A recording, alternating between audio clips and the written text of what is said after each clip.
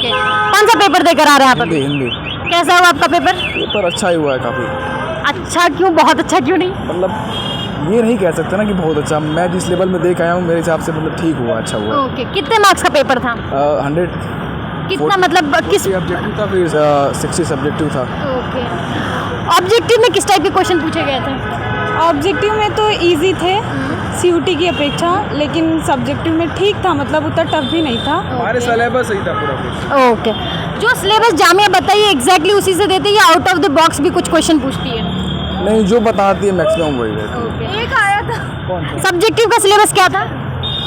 Subjective का ज़्यादातर मतलब जामिया का ये जो पेपर में आया, पेपर में जो आया था, पेपर में ज़्यादा जो फर्स्ट ईयर में हम लोगों ने पढ़ा था, काल के बारे में था, रीतिकाल, भक्तिकाल, नई कहानी का दौर, और जो सिलेबस था हमने जो ग्रेजुएशन में पढ़ा है वही सब था। तो जामिया का सिलेबस और पेपर का सिलेबस अलग है या जामिया यही सिलेबस बताई थी जो पेपर में आया? उन्होंने सिलेबस नॉर्मली लिखा था कि नाटक से पूछा जाएगा, काल से, यही सब था। मतलब एक एक लाइन, अरे इसमें लिखा है जो उसमें लिखा था निबंध नाटक जो आएगा, क्योंकि डायरेक्टली तो बताएंगे नहीं कौन सा आएगा, मतलब पर उन्होंने एक ब्लूप्रिंट दे दिया था। उन्होंने दो लिखा हुआ था, पार्टी में ऐसे कुछ रहेगा, पार्टी में ऐसे का, वैसे ही आया था। और नॉर्मली जो हमने अभी तक हमारे यूजी में पढ़ा है मैक्सिमम वही चीज़ थी, पूरी सीधा सीधा क्वेश्चन दिया था। पर हाँ, टाइम कम था, टाइम मैनेजमेंट जिसको आ गया वो अच्छे से कर लेगा, जिसको नहीं आया वो उसको थोड़ा प्रॉब्लम आते हैं उस बात पे बाद में। सब्जेक्टिव में कितने क्वेश्चंस थे? 6 में से कितने करने थे? 6 करने थे? 12 क्वेश्चन थे और 6 करने थे। हाँ 6 मतलब 12 में से 6 करने थे। किस टाइप के क्वेश्चन थे, कुछ रिकॉल कर पाएंगे? क्वेश्चन तो इजी थे जो हमने फर्स्ट सेम में पढ़ा था, बस एक दो ऐसे थे जो अभी हम लोग पढ़ रहे हैं मतलब 6 सेम में, जैसे रामचंद्र शुक्ल की आलोचना दृष्टि थी। पर ऐसे था कि जैसा ये लोग ने सिलेबस दिया था सीयूटी की अपेक्षा इनका थोड़ा इजी था, और जैसा सिलेबस था मतलब हम अभी जा रहे हैं पीजी करने और अभी यूजी कर रहे हैं, तो पीजी वालों के लिए जैसा पेपर होना चाहिए था वैसा नहीं था, मतलब इजी था। अच्छा, मतलब आपके हिसाब से कि पीजी वालों के हिसाब से थोड़ा डिफिकल्ट होना चाहिए था। अच्छा, थोड़ा क्वेश्चन रिकॉल करके बता सकते हैं क्या क्वेश्चन था एग्जैक्टली? क्वेश्चन की भाषा क्या थी? क्वेश्चन की भाषा में आपको एक थी भक्तिकाल, रामचंद्र शुक्ल की मतलब की दृष्टि से भक्तिकाल की आंदोलन जो हुए हैं उनको बताना, उसको बताना था। एक ये था, और एक था रीतिकाल की प्रवृत्तियाँ शायद वो बतानी थी।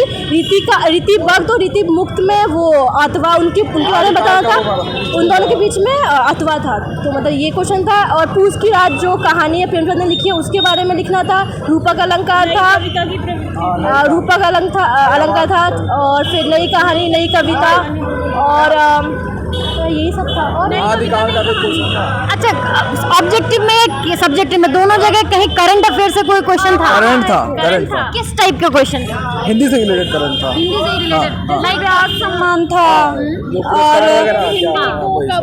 साहित्य अकादमी पुरस्कार ये वाले थे, और एक तो था कि जामिया के पहले अध्यापक कौन है। तो यही मैं पूछना चाह रही थी कि जामिया से रिलेटेड भी जीके से कोई क्वेश्चन था? कुछ भी रैंडम जीके?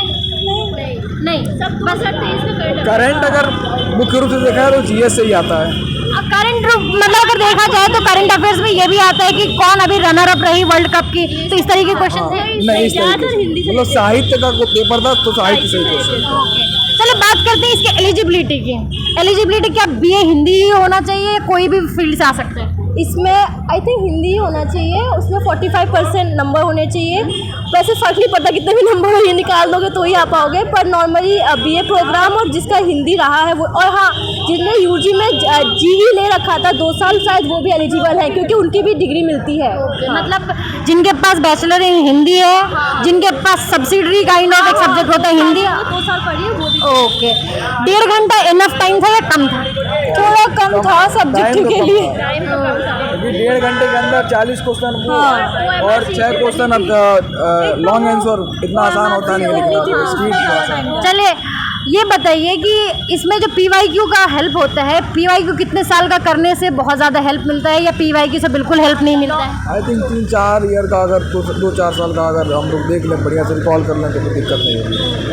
अच्छा, लास्ट मोमेंट पे बहुत बच्चों को ख्याल आता है कि आप एंट्रेंस की प्रिपरेशन कर लेते हैं, ऐसे बच्चों के लिए ऐसी क्या चीज़ें पढ़नी चाहिए जो लास्ट मोमेंट पे उनको हेल्प हो जाए, एटलीस्ट 50% पेपर सॉल्व हो जाए? करंट अफेयर्स, पीवाईक्यू, क्योंकि 2016 का जो सब्जेक्टिव पेपर था सेम नहीं, तो मतलब लैंग्वेज चेंज थी पर काल से इतिहास से सारे क्वेश्चन छाप दिए थे यहाँ पे। तो अगर इसने लाइक थोड़े पहले से पढ़ लिए वो हो जाएगा, निकल जाएगा।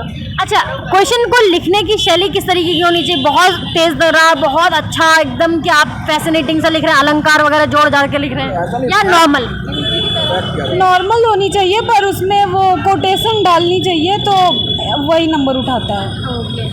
अपकमिंग एस्पिरेंट जो अगले साल आने वाले बच्चे हैं एमए हिंदी के लिए, उनको आप क्या सजेस्ट करना चाहेंगे अपने एक्सपीरियंस? पहली बार मैडम मैं अभी कोई सजेशन नहीं दे सकता क्योंकि अभी मैं खुद नहीं क्वालिफाइड कर, अभी तो मैं एग्जाम दे के आया हूँ। नहीं मतलब किस बेसिस पे अपने एक्सपीरियंस एग्जाम को देने के बाद मैं ये कहूँ कि जो साहित्य का सिलेबस है आप बस उस सिलेबस को बढ़िया से पढ़ लीजिए और जो साहित्य से रिलेटेड करंट आता है उस करंट को बढ़िया से देख लीजिए, बस उतना इनफ है। आपके हिसाब से अपकमिंग एस्पिरेंट के लिए क्या सजेशन है? सजेशन यही है कि आप करंट अफेयर्स हर कहीं यूज़ हो गए तो वो अच्छे से पढ़ लो। अगर हिंदी से रिलेटेड है तो जितने भी है, एक साल का इनफ है। 2024 में ये हुआ, 2023 के क्वेश्चन पूछे गए थे और अगर आप यूजी में पढ़ रहे हो तो उससे भी हेल्प मिल ही जाएगी। बस एक बार आप रिकॉल कर लो वो सारी चीज़ें तो इतने 50% तो हो ही जाएगा, बाकी PYQ वगैरह वगैरह तो हो जाता है। चलिए, मैं उम्मीद करती हूँ कि आप तीनों का सिलेक्शन हो, आप तीनों जामिया के पार्ट बने। Thank you.